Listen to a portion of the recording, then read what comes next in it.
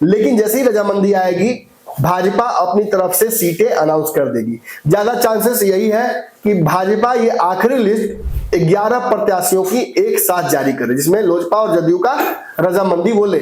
लेकिन नहीं भी होता है तो अगर वो तैयार नहीं भी होते हैं तो भाजपा अपने हिस्से की 9 सीटों को तुरंत अनाउंस कर देगी। बात जदयू की अगर फंसती है, जदयू संगम बिहार और बुराड़ी मांग रही है कम से कम। उसने तो और भी सीटें मांगी रखी थी, ओखला, फिर संगम बिहार, फिर पालम, फिर बहुत सारी सीटें थी जिनकी लिस्ट भेजी जा चुकी। संजय झा को यह बता दिया गया है कि हम एक सीट आपको जो दे रहे हैं वो बुराड़ी की सीट है और दूसरी सीट जो है वो देवली की सीट है। ये सीट हम लोजपा रामविलास को यानी चिराग पासवान को देने जा रहे हैं। एकमात्र बुराड़ी सीट, यानी पिछली बार 2 दी थी, इस बार 1 ही दे पाएंगे। हम अपने से परेशान हैं। हमें लगता है केजरीवाल को रोका जा सकता है और अब अन्वेषण का समय बचा नहीं है। आपको बताते हुए ये भी बता दूं कि चिराग पासवान एकाएक दिल्ली रवाना हो गए हैं। नोरमा ग्रुप, जो सोचता है वो करता है, आपके अपने सपनों का आशियाना। नमस्कार, भारत लाइव देख रहे हैं आप। और एक बहुत बड़ी खबर बिहार से आ रही है। बिहार से क्यों आएगी? दिल्ली से इस बार लेके आते हैं बड़ी खबर को। बिहार में तो रोज ही नई बड़ी खबर आती रहती है। दिल्ली से एक बड़ी खबर आपको लेकर आते हैं। जिस वक्त आप ये खबर देख रहे होंगे, अगर लेट के देख रहे तो बैठ के देखिए, क्योंकि महत्वपूर्ण खबर है। दिल्ली चुनाव को लेकर एनडीए में क्या समीकरण बन पाया है? देखिए, अब आप इस खबर को देख रहे होंगे तो आपको याद पड़ा होगा कि अरे हाँ, अभी तक तो लोजपा और जदयू की सीटें अनाउंस नहीं हुई हैं। हो सकता है आपके इस खबर देखने के दौरान एक बड़ी घोषणा हो जाए, जो मैं लगातार आपको 3 दिन से बोल रहा हूं कि भाजपा के 9 प्रत्याशियों की जो लिस्ट बनी है, उस लिस्ट को लगभग फाइनल मान के चलिए। भाजपा उसे घोषित करना चाहती है, लेकिन पेच फंस रहा है सहयोगी जदयू और लोजपा की सीटों में। जदयू और लोजपा की सीटों को लेकर माथापच्ची जारी है। जदयू ने जहां 4 सीटें डिमांड की है, वहीं एक रिजर्व सीट पर लोजपा चुनाव लड़ने के लिए तैयार है। चिराग पासवान ने अपनी तरफ से तो 2 दावे कर दिए हैं। एक सीट पर भी चुनाव लड़ेंगे, लेकिन लड़ेंगे क्वालिटी, यानी मुझे चाहिए क्वांटिटी के ऊपर, माने जीतने वाली सीट चाहिए, यानी रिजर्व सीट की तरफ वो बढ़ रहे हैं। पिछली बार सीमापुरी की सीट लड़ी थी उन्होंने, रिजर्व सीट थी, जीत नहीं पाए थे, लेकिन वोट अच्छा लेकर आए थे। जदयू भी 2 सीटों पर चुनाव लड़ी थी, एक संगम बिहार, दूसरा बुराड़ी। जदयू कम से कम 2 सीटें चाहती है, ऐसा जदयू के एक नेता ने कल बयान में कहा भी है। तो क्या होगा? समय बीतता जा रहा है और समय बीतने से मुझे याद आया, अब तो समय बहुत बचा भी नहीं नॉमिनेशन के लिए। भाजपा आखिरी जो लिस्ट है नॉमिनेशन की, वो भी कल जारी कर दी। मैंने जो लोग नॉमिनेशन, उनका सीट अनाउंस था पहले से और नॉमिनेशन उनका कल होना है, उस लिस्ट को भाजपा ने अपने ऑफिशियल आईडी पे डाल दिया है। 11 बजे से लेकर 12 बजे तक सभी का नॉमिनेशन हो जाना है। तो आखिर पेच फंस जा रहा है। पेच ये फंस रहा है कि कल 16 तारीख है और परसों 17, अंतिम दिन नॉमिनेशन का। 17 तारीख को नॉमिनेशन का अंतिम दिन है और उसके बाद 18 तारीख को स्क्रूटनी का डेट है। आखिरी दिन जो वापस लेने का नॉमिनेशन होता है 20 तारीख को है। 5 तारीख को चुनाव होंगे और 8 तारीख को रिजल्ट है। यानी चुनाव खत्म ही हो जाएगा 15-20 दिनों के अंदर में। और अभी तक भाजपा 11 प्रत्याशी अनाउंस नहीं कर पाई है। 3 लिस्ट जारी हुई है, एक जिसमें 29 प्रत्याशी पहले चरण में, दूसरा जिसमें 29 प्रत्याशी दूसरे चरण में, और तीसरी लिस्ट एक व्यक्ति की जारी हुई थी। अब बचा हुआ है 11 सीट, जिसमें से 9 सीटें भाजपा खुद लड़ेगी। एक प्रत्याशी को लेकर पेच फंसा हुआ है, नुपुर शर्मा और एक और प्रत्याशी हैं, उनको लेकर अभी आहापोह की स्थिति बनी हुई है। कौन लड़ेगा, किसको बिठाना है, भाजपा इसमें जिरा कर रही है। लेकिन मुझे लगता है कि भाजपा ने अंततः मन बना लिया है। बस अनाउंसमेंट अगर डिले किया जा रहा है तो उसका सबसे बड़ा कारण है जदयू और लोजपा द्वारा मांगी गई सीट और उस सीट की उपलब्धता न होना। तो आखिर होगा क्या? देखिए, आप इस खबर को देख रहे होंगे, उस वक्त एक जानकारी आपको मिलनी चाहिए, गूगल पर भी आप सर्च कर सकते हैं। लोजपा जिस सीट पर चुनाव लड़ना चाहती है, उसको लेकर उसके नेता ने घोषणा की है कि वो चुनाव दिल्ली में लड़ेंगे ही। जदयू ने कोई ऐसा दावा नहीं किया है। नीतीश कुमार की स्थिति वैसी रही है कि वो अपने हिसाब से अगर चीजें होती हैं तो सहज होते हैं, नहीं होता है तो पूरी तरह से छोड़ देते हैं। तो नीतीश कुमार को इस वक्त जो सबसे इंपॉर्टेंट खबर है वो दे रहा हूं। जो ऑफर आया है भाजपा की तरफ से, वो केवल बुराड़ी सीट का आया है। एकमात्र बुराड़ी सीट, यानी पिछली बार 2 दी थी, इस बार 1 ही दे पाएंगे।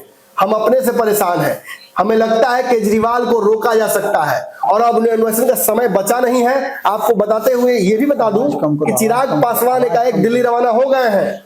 चिराग पासवान बीजेपी से अपने हिस्से की सीट लेने के लिए और बातचीत अंतिम स्तर पर पहुंचाने के लिए पहुंच गए हैं दिल्ली। कल सुबह हमें अनाउंसमेंट लोजपा के सीटों की, या लड़ेंगे नहीं लड़ेंगे, या लड़ेंगे तो एनडीए के खिलाफ फ्रेंडली लड़ेंगे, इसकी घोषणा चिराग कर सकते हैं। बिहार में इतनी कयासबाजी हो रही थी, जो चुड़ादही की राजनीति हो रही थी, उस पर से तो पट्टाछेप हो गया है, लेकिन दिल्ली में फिर से एनडीए का पेच फंस गया है। क्या अलग लड़ना पड़ेगा जदयू और लोजपा को? इस पर्दे पर से सवाल, इस सवाल पर से पर्दा हम कब हटाते हैं, ये बताते हुए आपको कि दरअसल बुराड़ी की जो सीट है इसे दे दिया गया है जदयू को। अंदर अंदर बातचीत चल रही है। संजय झा को यह बता दिया गया है कि हम एक सीट आपको जो दे रहे हैं वो बुराड़ी की सीट है, और दूसरी सीट जो है वो देवली की सीट है। ये सीट हम लोजपा रामविलास को यानी चिराग पासवान को देने जा रहे हैं। क्या देवली सीट पर चिराग पासवान चुनाव लड़ेंगे? देखिए, अंदर की खबर यह है कि देवली सीट से भी चिराग पासवान के पास एक प्रत्याशी है। ऐसे 3-4 सीटें जिन पर चिराग पासवान के पास दिल्ली से प्रत्याशी हैं, लेकिन क्या वरीयता और प्राथमिकता के आधार पर चिराग पासवान उसी सीट को चाहते हैं? ये बड़ा सवाल खड़ा होता है। क्या चिराग पासवान अपनी जो पुरानी सीट है वही चाहते हैं? तो उस सीट पर तो लोग भाजपा ने प्रत्याशी उतार दिया है। क्या एक दो जदयू के एक और दो दल हैं एनडीए के, वो चुनाव लड़ रहे हैं, यानी वो एनडीए के खिलाफ ही चुनाव लड़ रहे हैं, भाजपा के खिलाफ ही फ्रेंडली फाइट कर रहे हैं। तो क्या ऐसा ही फ्रेंडली फाइट लोजपा करेगी? तो देखिए, इस वक्त बिहार में जो स्थिति बनी हुई है, जिस तरह से रस्सी खस्सा चल रहा है एनडीए में, चिराग पासवान ये रिस्क नहीं लेना चाहेंगे। और जो भाजपा ने ऑफर किया है, जैसे आपने देखा था 17 की सीट झारखंड में मिली थी, उसी तरीके से इस पर शायद अंतिम समय में वो मान जाए, इसीलिए शायद दिल्ली वो गए भी हैं। बात जदयू की अगर फंसती है, जदयू संगम बिहार और बुराड़ी मांग रही है, कम से कम। उसने तो और भी सीटें मांगी रखी थी, ओखला, फिर संगम बिहार, फिर पालम, फिर बहुत सारी सीटें थी जिनकी लिस्ट भेजी जा चुकी थी। तो अंततः भाजपा ने सीटें तो दी हैं, अनाउंस अभी नहीं किया है, क्योंकि रजामंदी उधर से नहीं आई है जदयू की तरफ से और लोजपा की तरफ से।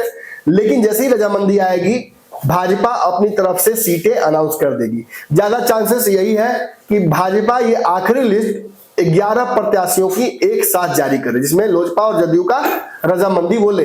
लेकिन नहीं भी होता है, तो अगर वो तैयार नहीं भी होते हैं, तो भाजपा अपने हिस्से की 9 सीटों को तुरंत अनाउंस कर देगी। और ये भी जान लीजिए, अंतिम बात बता जाऊं, ये 2 सीटें दी जा रही है ना, बुराड़ी और देवली, इन दोनों सीटों पर भी प्रत्याशी भाजपा के पास पहले से हैं। यानी अगर लोजपा और जदयू नहीं इस सीटों को लेती है, स्वीकारती है, तो भाजपा अकेले चुनाव लड़ लेगी। उस स्थिति में बिहार में क्या होगा? कमेंट में आइए और बताइए। आपके सपनों को हमने सजाया है, ई होम्स पैनोरमा को हमने बनाया है। ई होम्स मेरा एक सपना था, जिसपे मैं पिछले 4 साल से काम कर रहा था। हमने जो बनाया है वो सबने है माना। ई होम्स पैनोरमा में हो आपका भी आशियाना। और फाइनली हमने 2021 में इस प्रोजेक्ट को लॉन्च किया। बहुत लोग अप्रिशिएट कर रहे हैं कि पूर्णिया जैसे शहर में, बिहार के, एक तो बिहार की बात करें, उसमें भी पूर्णिया जैसे छोटे जगह में इस तरह का लाइफस्टाइल देना, ये सुन के हम लोगों को बहुत अच्छा लगता है। ई होम्स में हमने कुछ और भी किया है, जैसे हम जिस जगह में रह रहे हैं, हमारे फैमिली सिक्योर हो, उनको सिक्योरिटी का ध्यान में रखा है। आपकी सुविधा और सुरक्षा आपके लिए खास है, ये आपका विश्वास है। इसमें आर्टिफिशियल इंटेलिजेंस का 7 लेयर सिक्योरिटी का हमने इस्तेमाल किया है। लस ग्रीन कैंपस को बनाया है। यदि हमारा बाउंड्री वाल है तो वो वर्टिकल गार्डन है।